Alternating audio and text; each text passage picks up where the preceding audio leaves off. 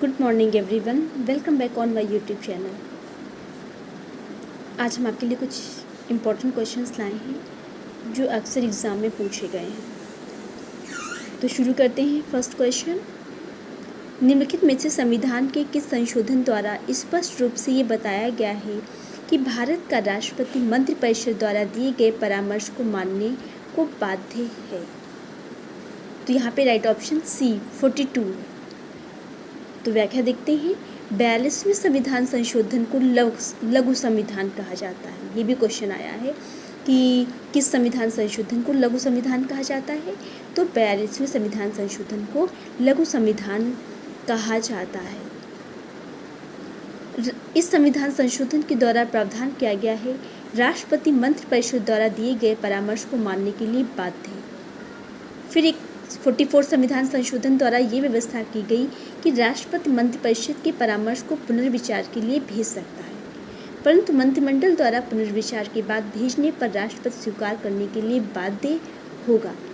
एक बार तो पुनर्विचार के लिए भेज सकता है, यदि पुनः दोबारा वो आ जाता है तो उस पर साइन करने के लिए, उसे स्वीकार करने के लिए वो राष्ट्रपति बाध्य है। नेक्स्ट है, भारत के संविधान में 10वीं अनुसूची जोड़ी गई है।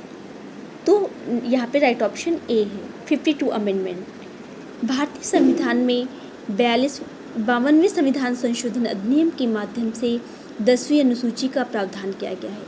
इसके तहत दल बदल को रोकथाम संबंधी प्रावधान किए गए हैं। नेक्स्ट क्वेश्चन है, निम्नलिखित में से कौन सा कथन भारतीय संविधान के बारे में सही है? तो यहाँ पे राइट ऑप्शन सी है, यह एक उधार का झोला है। व्याख्या देखते हैं। भारतीय संविधान एक उधार का झोला है। भारतीय संविधान के संबंध में ये कथन सत्य है। विश्व के प्रमुख संविधान, क्योंकि आपको पता है कि 62 कंट्रीज से ज़्यादा देशों से क्या किया गया है, जो भी उनके संविधान की अच्छी बातें थी वो हमारे संविधान निर्माताओं ने ले ली है। इसलिए इसे क्या कहा गया है? संविधान एक उधार का झोला है,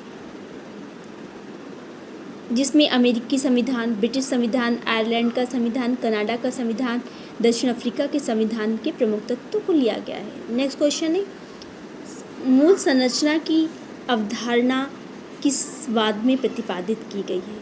ये अभी लेटेस्ट जो पीसीएस का 11 अक्टूबर को हुआ है, उसमें भी ये क्वेश्चन आया था कि मूल ढांचे की बात किस में आई है। तो यहाँ पे राइट ऑप्शन है केशवानंद भारती बनाम केरल राज्य 1973। ये इम्पोर्टेंट है, ये अक्सर एग्ज़ाम में आया है, पूछा जाता है कि मूल ढांचा किस वाद में प्रतिपादित किया गया है। तो क्या है? केशवानंद भारती बनाम केरल राज्य 1973। और केशवानंद जी की अभी डेथ हुई है, इसलिए भी ये क्वेश्चन अक्सर आ सकता है, पूछा जा सकता है। Thank you. आई होप आपको ये क्वेश्चंस पसंद आए होंगे। तो please like and subscribe my channel. Thank you. Have a nice day.